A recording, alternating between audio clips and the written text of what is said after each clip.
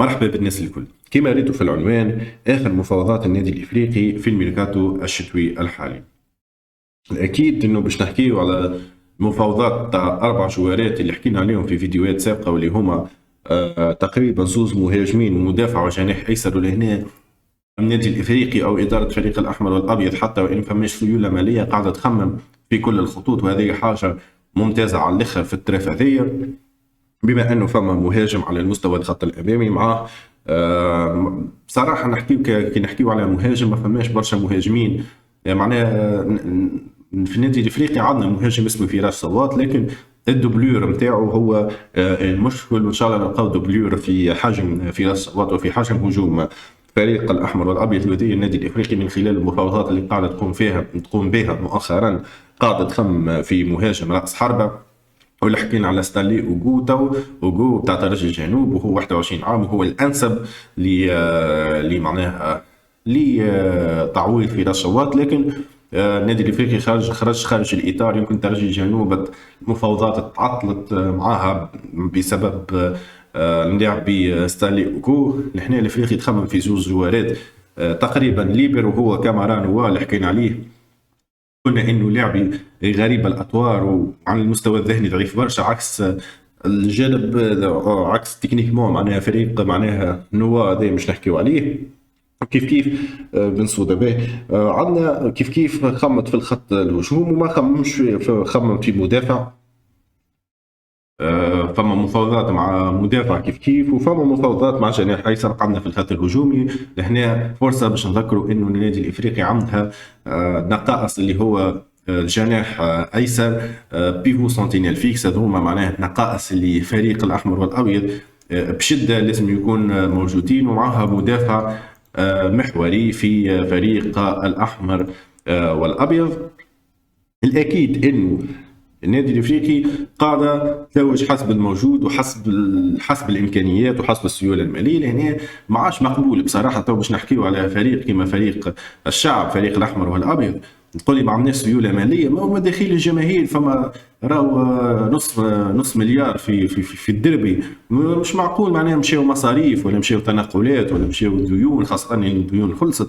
ما عادش يصدق هذه جمهور النادي الافريقي.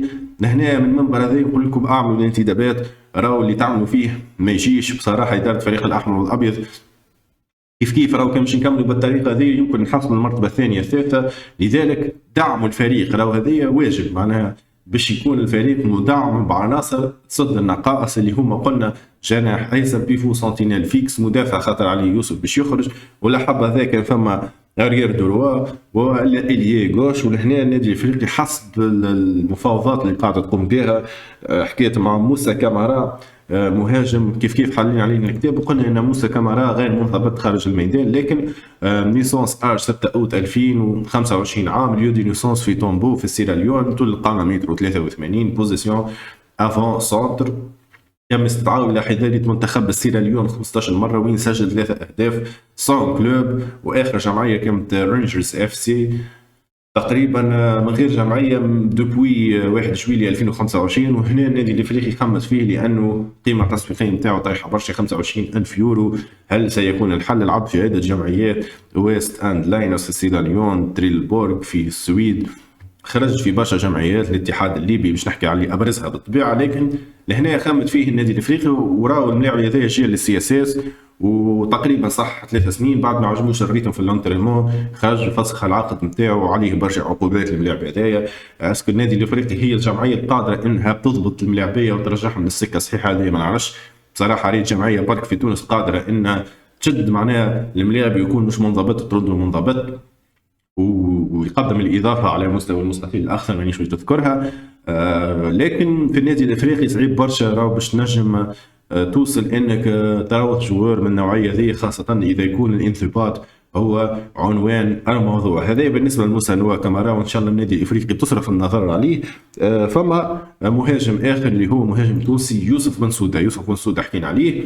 تقريبا هو المهاجم المطلوب باش يكون معوض الفراس شواط. اللاعب هذا نمرو 9 في الرفاع.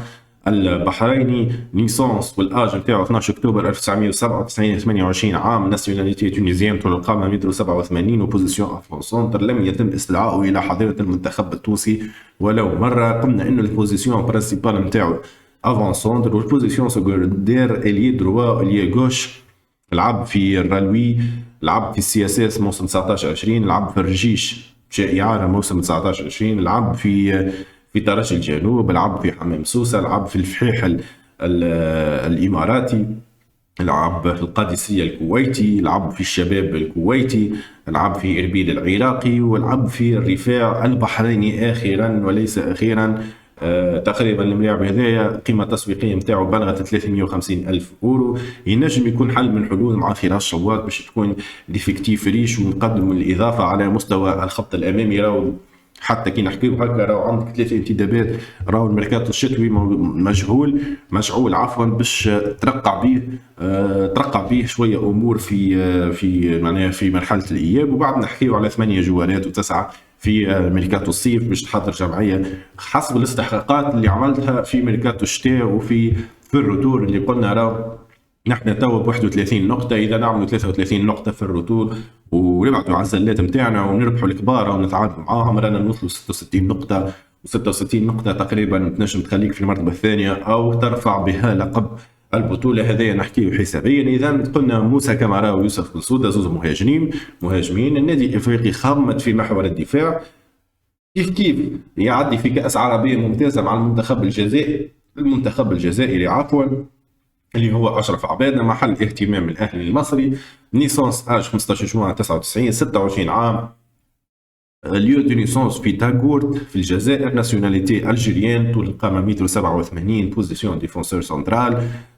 تم استدعائه الى حظيره المنتخب الجزائري 5 مرات، منها المره الاخيره في كاس العرب.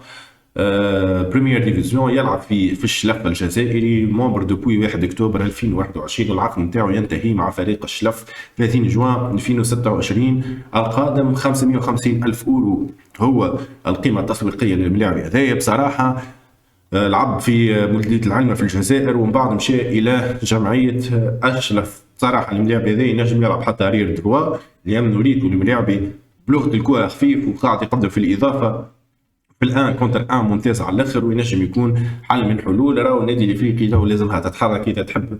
بصراحه نشوف في فريق الاحمر والابيض ماهوش حاط في مخه انه باش يدعم الفريق ويمشي لبعيد. عنده جمعيه قاعد يدور بها، يلعب بالافكتيف هذاك، ومن بعد اللي يجي مبروك هذا اللي حاصل، ولكن كافكتيف مش داعمه. وراهو نورمالمون تجدد لعلي يوسف، صاي راك جددت، راك تجيب اشرف عباده بوزيسيون سنترال وتجيب لي غوش. معناها تحرك يا اداره النادي الافريقي، بصراحه تحرك. راهو ما عندكش برشا وقت، والبريمير جونفي لازم فريق، لازم جمهور النادي الافريقي يفرح بهذه الانتدابات، والمقيمين والمحللين يعرفوا اللي الانتدابات هذه معناها تسد النقائص. هذه كان بالنسبه لاشرف عباده، وراهو ملاعبي حطته الاهلي المصري ضمن اهتماماتها، ماهيش لعبه. ان شاء الله فريق الاحمر والابيض على مستوى شمال افريقيا يولي منافس للفرق الكبرى، نحكيو الحقيقه، ويجيب ويفك ملاعبيه من النوعيه هذه. اللاعب الاخير اللي حكيت عليه في الفيديو السابق هو جابرييل اوروك.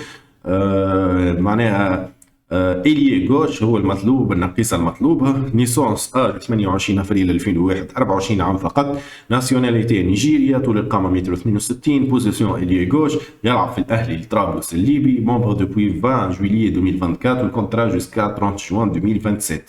القيمة التسويقية 275 ألف أورو تقريبا. ملاعبي باش يقدم الإضافة في النادي الإفريقي إذا تم استقطابه، خاطر ينقصنا مع فيليب كيزومبي ملاعبي كيف هذايا، ونسكروا توسي لليغوس وليلي دروا، خاصة انه تو نحكيو هكا كمحللين.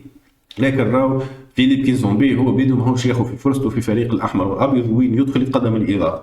مازلنا مكبشين في الخضراوي، مازلنا مكبشين في بلال ايت مالك، وبصراحه هذا ما يجيش. لازم يكون فما توازن على مستوى الجناح الايمن والايسر، مع الدوبلور مع فراس شواط، بيفو سنتينيل فيكس، وجيبونا ديفونسور وسكر علينا الباب، وجمهور وراكم وين نوصلوا. اللاعب هذايا جابرييل اوروك لعب في انيمبا النيجيري موسم 17 18، بعد الى المحله المصري موسم 22 23، من ثم الى النصر الليبي 23 موسم 23 24، من بلغت القيمه التسويقيه نتاعو اعلى قيمه تسويقيه 400 الف اورو.